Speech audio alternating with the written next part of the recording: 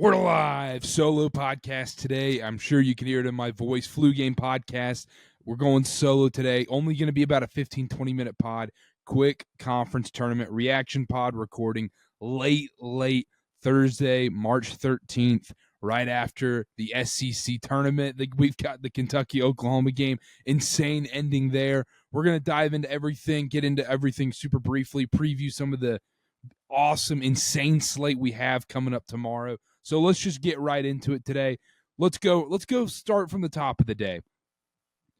I know we'll get into the SEC tournament. I think the number one news today is Cooper Flagg goes down with the rolled ankle at the ACC tournament. Duke wins 78-70. Big game from Concanipple, 28 points, 8 assists in this one. And look, Duke gets the win. Great, whatever. Flagg goes down with the rolled ankle. Malik Brown dislocated shoulder. He's going to be out tomorrow, or he's going to be out for the foreseeable future, potentially out for the rest of the season. And that's got to be the number one story of today, in my opinion, because if Cooper Flagg misses any extended period amount of time, then this Duke team is completely different. But on top of that, Malik Brown being out for an extended period, let's say he's out for the rest of the season, I think that really, really does hurt Duke's chances, especially going into this tournament as the main number one overwhelming favorite going into March Madness. And if Malik Brown is out for the season, or Cooper Flagg's not 100%, that is something I'm keeping a super close eye on. Duke plays North Carolina tomorrow, 7.5 point spread there. We'll talk about that at the end. Let's transfer over to the SEC tournament right now, and I'll get it pulled up on the screen here as well. We'll run through these games super quickly. If you're listening on Apple or Spotify, don't worry, you're not missing too much on the video. It's just me today. So let's hop in here real quick. Let's go to the start of the day. Arkansas Ole Miss, just an awesome game. Just an awesome game you're looking at here. Ole Miss wins 83-80. The SEC tournament delivered and then some today. And this is just day 2 of this thing. We got all 4 games tomorrow, and the top dogs are playing. The top 4 seeds we finally get to see tomorrow. Just an unbelievable day ahead of us. But let's go through today. Arkansas Ole Miss, like I said, 83-80. Sean Padula with the game winner, and then Arkansas misses the half-court buzzer beater to tie it up to take it to overtime. Just a classic, awesome game. Now, the implications of this game, I don't think this necessarily hurts Arkansas. I think Arkansas is going to be fine. I think they're going to make the tournament still. I think they're a lock. They might get sent to Dayton. And my whole thing with going to Dayton is, look, everyone's going to watch NCAA tournament games regardless of who's playing. It doesn't matter, 8-9 seeds, 116, whatever. You're going to tune into these NCAA tournament games, the round of 64. But when you get to the 68 and the play-in teams, especially those 4 at-large teams, Arkansas is who you want to see there. Arkansas, I think with a loss today, shows the committee, hey, we can put them in Dayton and put them in a marquee game to sell this, to have more viewership on these games. Even though a team like Vanderbilt should probably be the SEC team that goes there, if there is one that should go there. But in Texas, we'll get to that in a little bit. But I wouldn't be surprised if we saw Cal and Arkansas there in the first 4 playing a team like, I don't know, the Carolina Tar Heels, like we've talked about before. Very fun up and down game there. Let's keep moving on. We'll just roll through each kind of conference tournament, and we'll go from there, and then we'll preview some games tomorrow. Texas A&M, awesome game. Oh, my goodness, double overtime. I don't think either team wanted to win this game. 94-89, Texas gets the win over A&M in this one. With the upset, they were a 6-point dog coming into this game. Trey Johnson is so good. Egregious stuff by the end by Rodney Terry, who I'd be shocked if he was there next year. Wade Taylor has 29 points. You might as well call him the mini SGA. They were all on free throws. It was just a free throw fest for our guy Wade Taylor. I know I took A&M as the long shot. Did not turn out well for any of my dark horses, actually, that I took to win their conference tournaments. But in this game, it was just high-level basketball, and I think a mix of very poor coaching. I think Texas, honestly, should have had this game way more in the bag than they did, to be honest. I don't think this should have been necessarily that close of a game.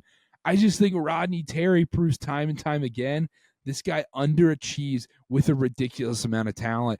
And unless this team makes an Elite Eight run, I don't see a world where Rodney Terry gets retained as the Texas head coach. And he could go on a Kevin Keats-like run and win this SEC tournament. And I still don't know if it matters because Texas is going to want a guy like Chris Beard back, not Chris Beard specifically, but something like that going forward. But Texas, they're a player in the rest of this SEC tournament. They're going to be fun to watch in March Madness. They have locked up a spot in the tournament, guaranteed. Let's move on. We got Oklahoma, Kentucky here. That was the nightcap. Missouri, Mississippi State. Missouri pulled away at the end. Not much to talk about there. Mississippi State, Missouri. Both teams are going to make the tournament. Both are going to be fine. I don't think Missouri wins this SEC tournament, but curious to see the game tomorrow. So Oklahoma, Kentucky. Kentucky wins on a game-winning buzzer beater. Otega Oweh, second buzzer beater against his former team in Oklahoma, 85-84. Oklahoma goes down. And I know the quad resumes and everything. You know, Texas and Oklahoma just have unbelievable quad resumes. But it's easy to have those quad resumes in those conferences. And on top of that, I don't know how people listening to this might feel, but I feel like the eye test should matter more.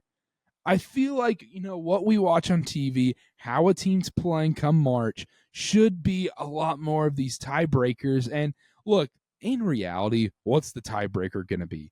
Name recognition and are you in a major conference? That's going to help a lot. I see these bracketology people putting out things like UC Irvine should get in, or, you know, UC San Diego, watch out for them. And, you know, some of these cuter mid-majors, let's be honest, guys, they don't have a chance. They got to be an automatic qualifier because if they lose one in a conference tournament game, that's a quad 3 loss. That kills the resume. Boom, they're done. So that's not even a thought for me for bracketology in my mind. Those teams have to go almost undefeated in their conferences and almost go perfect and knock off a Power 5 team in their non-conferences. Is it unfair? Maybe, but that's different. And I'm rambling right now, so let's get back to it.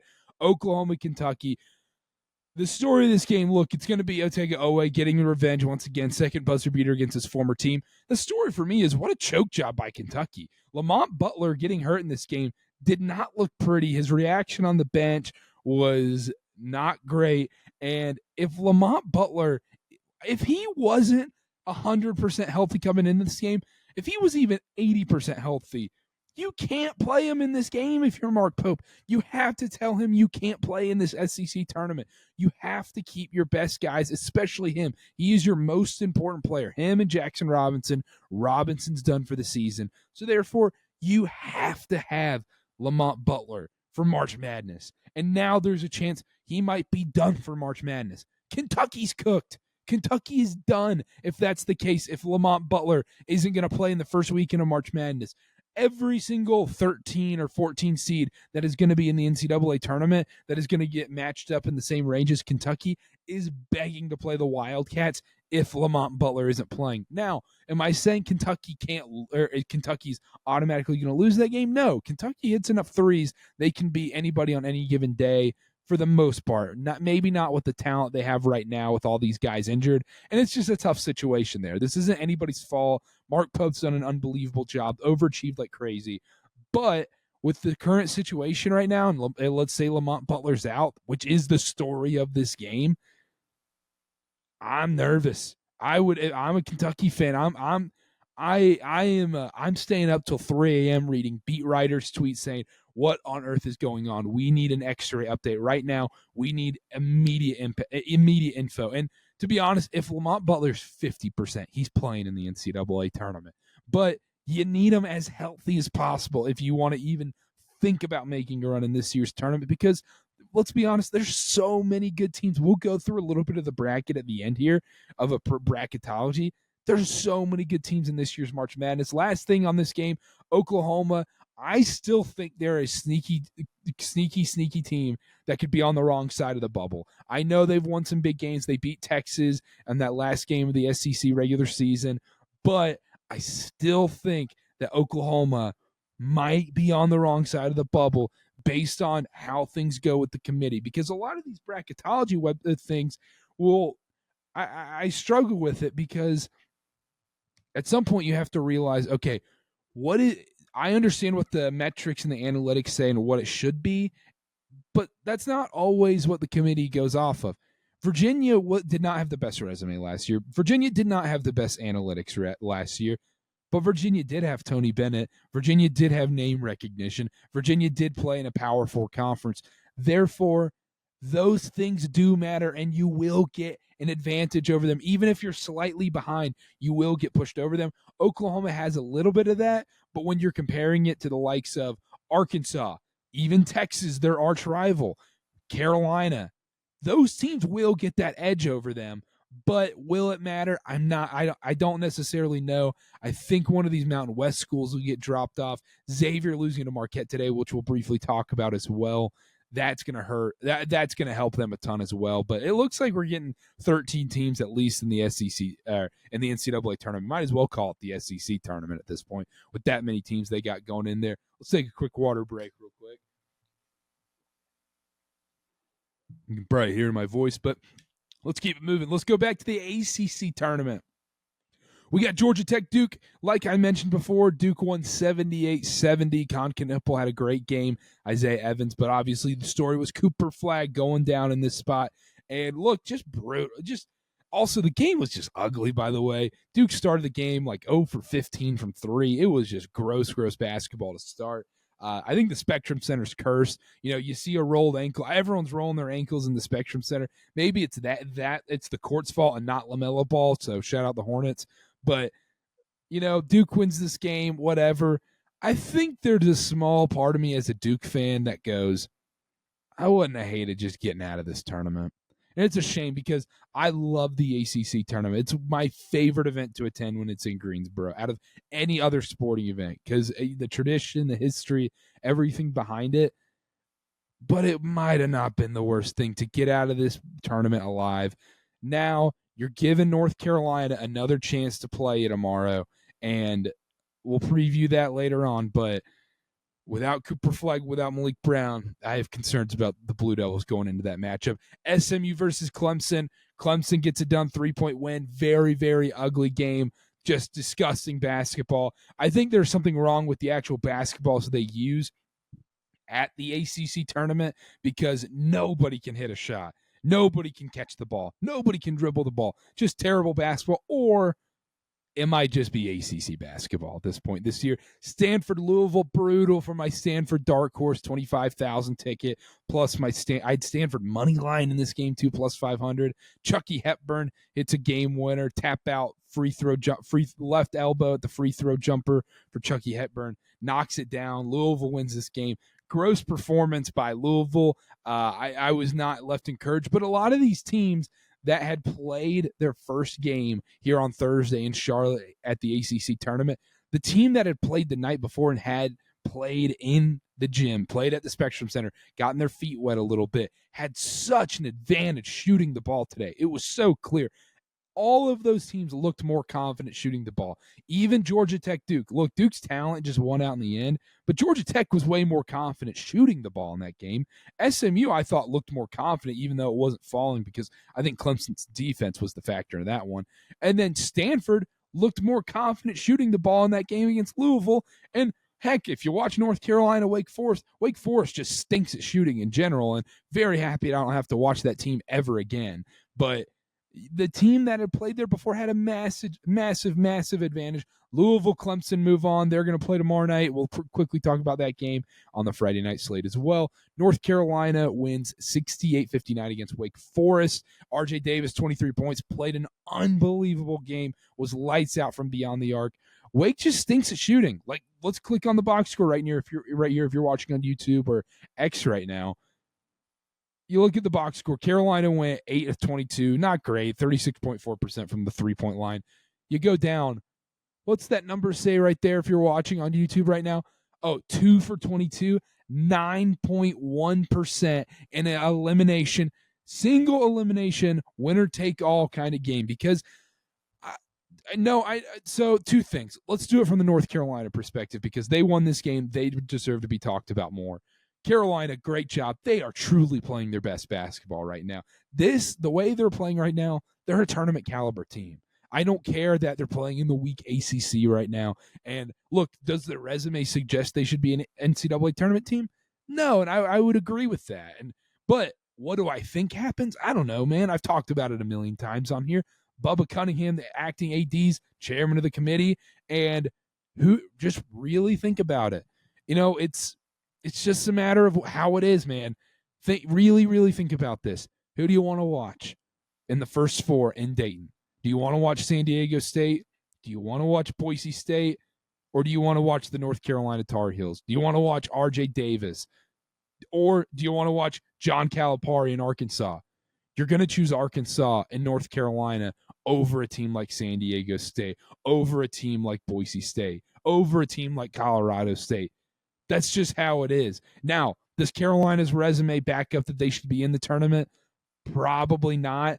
But if it's remotely a tie there, that name recognition, that name on the jersey, and the amount of viewership they are going to bring in for that first four in Dayton, I think they made the tournament today.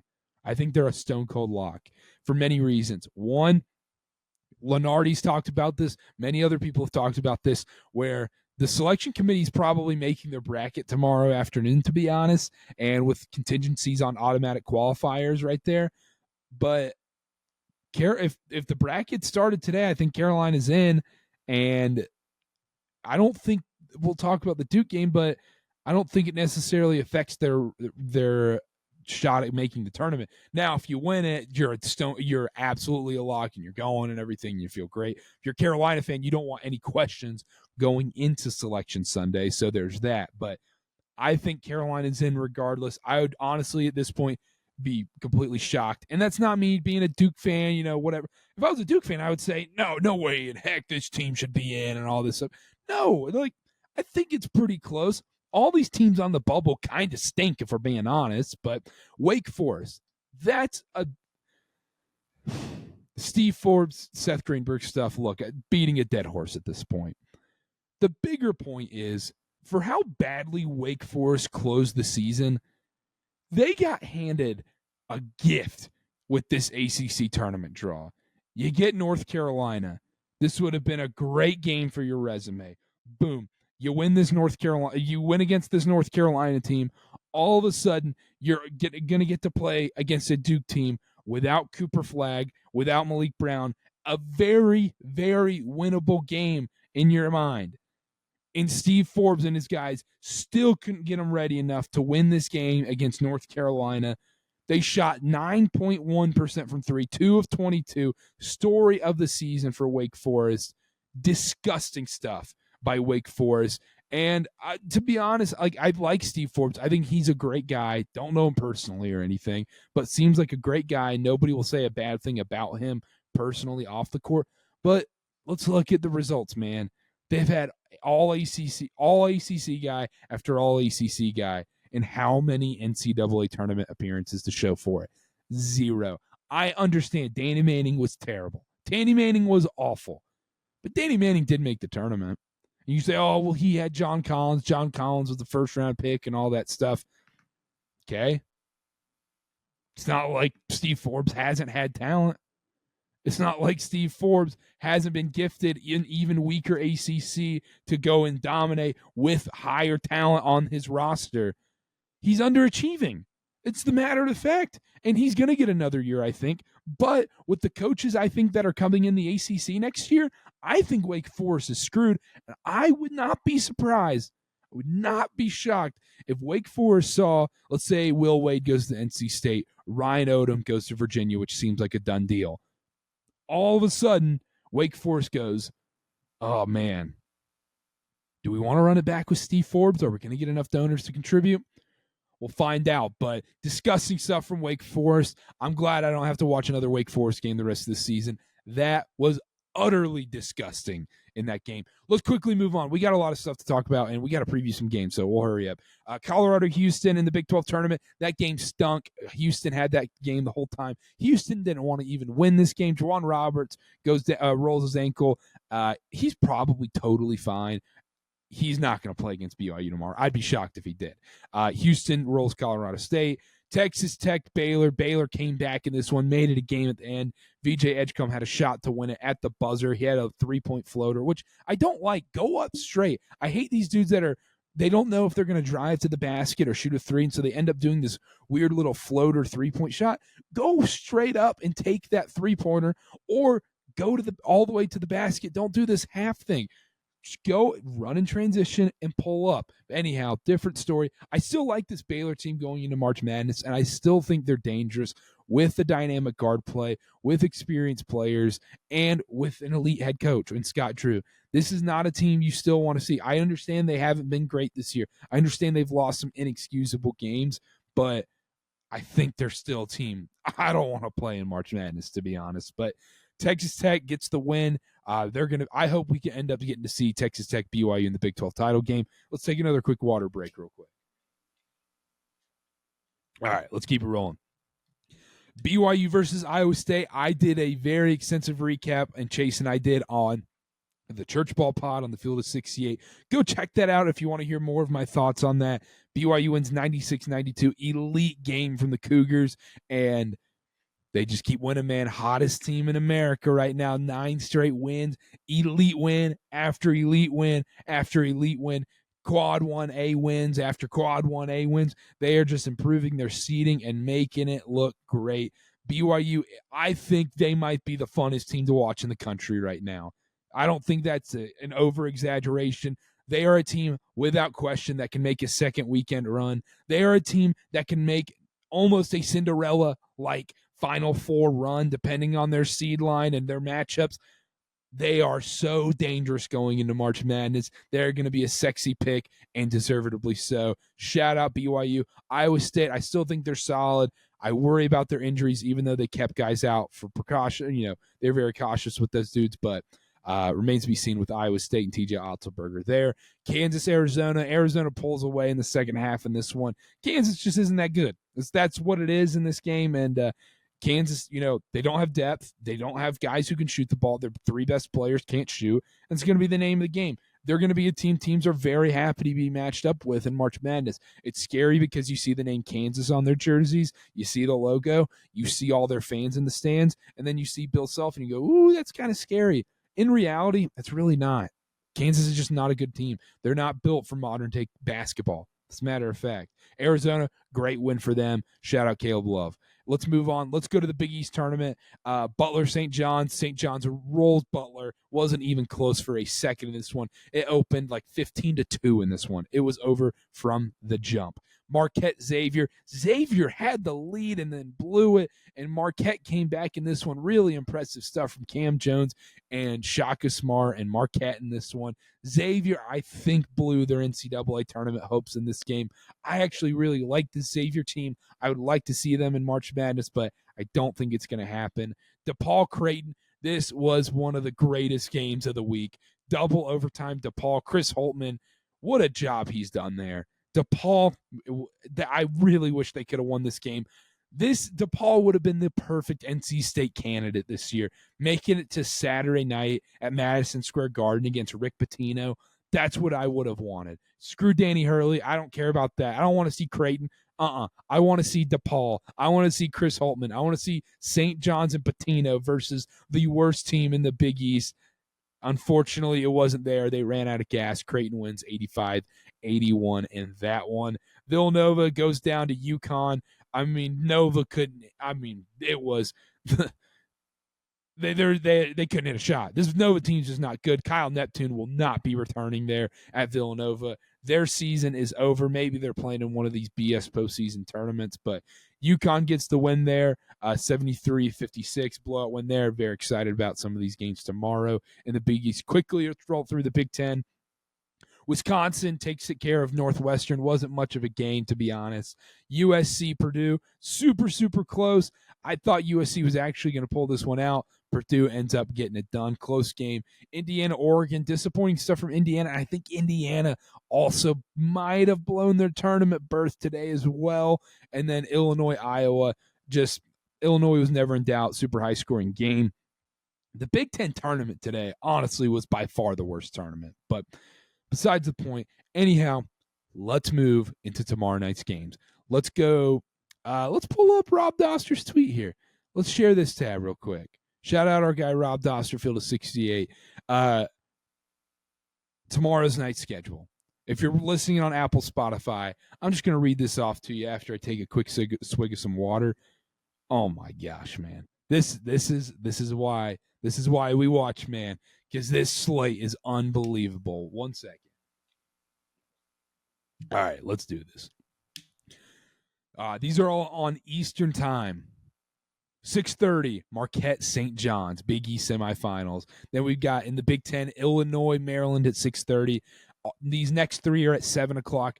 Duke, UNC, BYU, Houston, Missouri, Florida. And then at 9, the next two, Purdue, Michigan, UConn, Creighton. And then the next four are at 9:30, Kentucky, Bama, Arizona, Texas Tech, Clemson, Louisville in the ACC tournament, Boise State, New Mexico. And then at midnight, we got Utah State, Colorado State.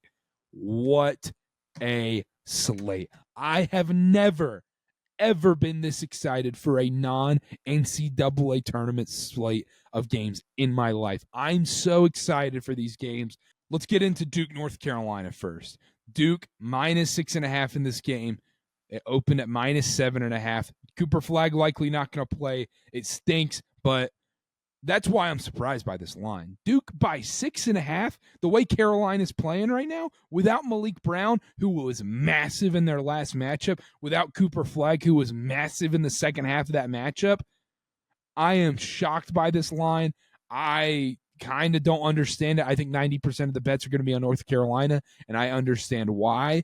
And I to be honest, I don't get the line. I think Carolina, it should be a Duke -2 spread for me, to be honest. Carolina's playing such good basketball right now. Duke wants to get out of this tournament alive and does not want to get another player injured. I think that does matter going into this.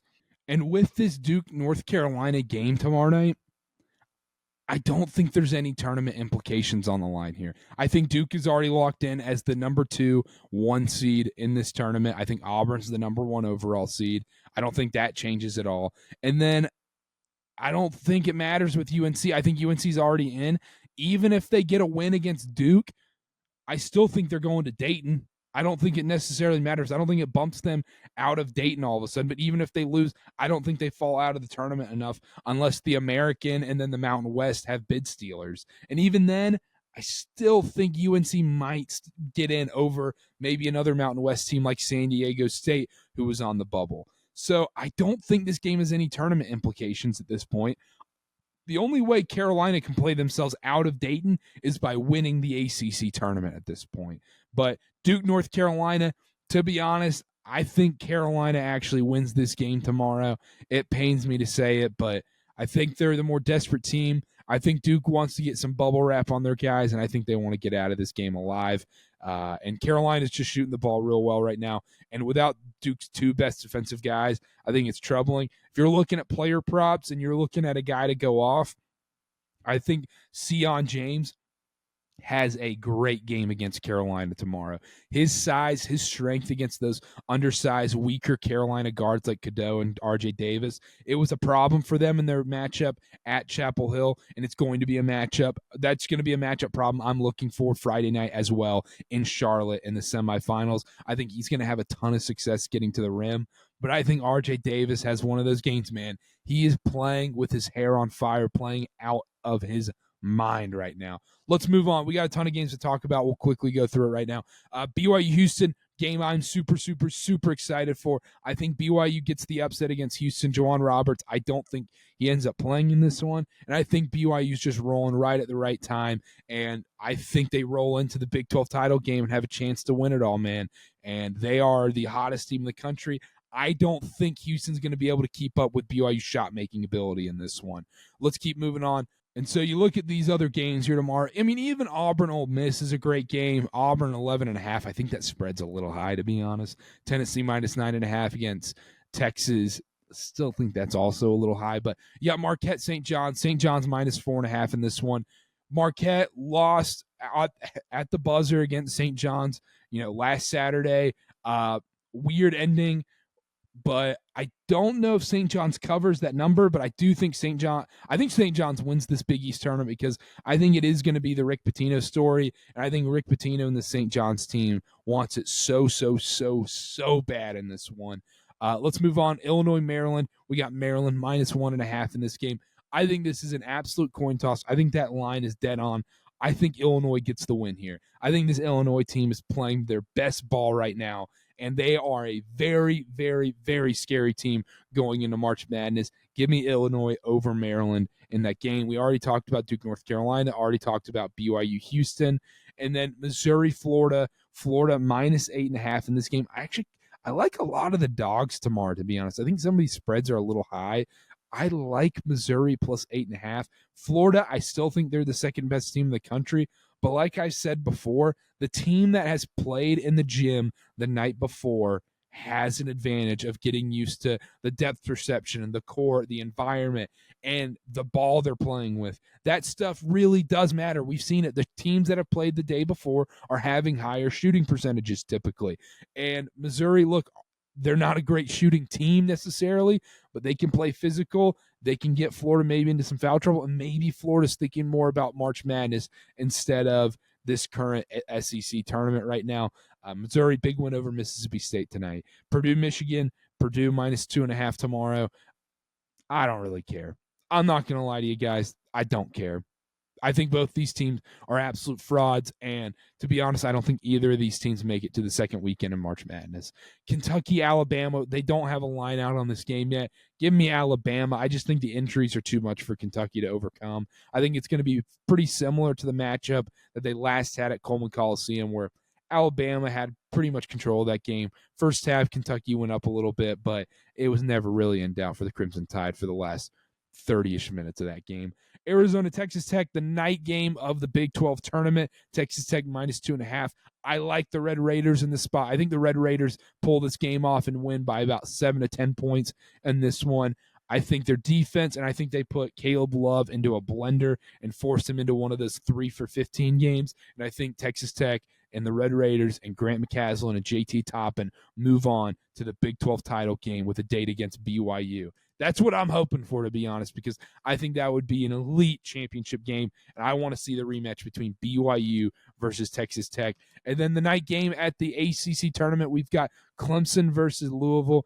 Clemson -1.5, over under 141.5. I like the Tigers here in this one. Home court advantage. There's going to be, look, it's mostly going to be Duke and Carolina fans, and then once this game starts off, it's going to be about 50% full. But those 50% that are there are leftover ACC diehards of Carolina and Duke fans and other people that didn't sell their tickets that their teams lost in this tournament. Cough, cough, Wake Forest. But Clemson's right down the road. There's going to be plenty of Clemson fans at this session. This Clemson team is rolling. They're playing really good basketball. Their defense is amazing, and I think that's going to be the difference in this one. Their size is going to be a problem for Louisville, and I think Chase Hunter outplays Chucky Hepburn in this spot. Give me Clemson -1.5 over the Tigers tomorrow. Just look at this slate. I mean, even the day stuff, I didn't even go through all of it, but if you're watching on YouTube or X right now, just scrolling down the ESPN box scores right now, I mean, just a beautiful slate of basketball we got here as well. But anyhow, we went long. I think this ended up going about 30 minutes or so when it's all said and done. So appreciate you guys tuning in. Thank you so much for listening. If you made it to the end, you're amazing. You're the best. We're going to be doing a live reaction one. I know I teased it before, but the technology wasn't really working out for doing one tonight. It was going to be a little too late. So tomorrow, during the night slate, we're going to go live probably sometime in the second half of Clemson, Louisville, Arizona, Texas Tech, Kentucky, Alabama. Sometime in the second half on that. That'll be live on the CarterCast YouTube and CarterCast X accounts. Go follow at CarterCast at KarterCast on all social media, and we'll probably be live on TikTok as well, at Karter B8 on everything on social media and all that good stuff. And if you're an NFL fan, make sure to go check out Dylan and I did an NFL free agency pod. Great stuff on there. Very, very fun show with our guy Dylan Wilkerson. We'll do an NFL draft show very, very soon. NBA will be down around the corner after March Madness. And then Selection Sunday show, live reactions from March Madness. A lot of fun stuff coming up for this week. I'm so excited. It's the best time of the year. I'm not going to sleep. You're not going to sleep. That's why we love this. Download SeatGeek. Use code CarterCast. $20 off your first purchase. $50 minimum purchase required. That's KarterKast. Use code CarterCast at SeatGeek.com today for $20 off your first purchase. And I'll be back tomorrow night, live reaction pod during the second half of these big time second leg games. And we'll see y'all live on YouTube and Twitter tomorrow. Bye.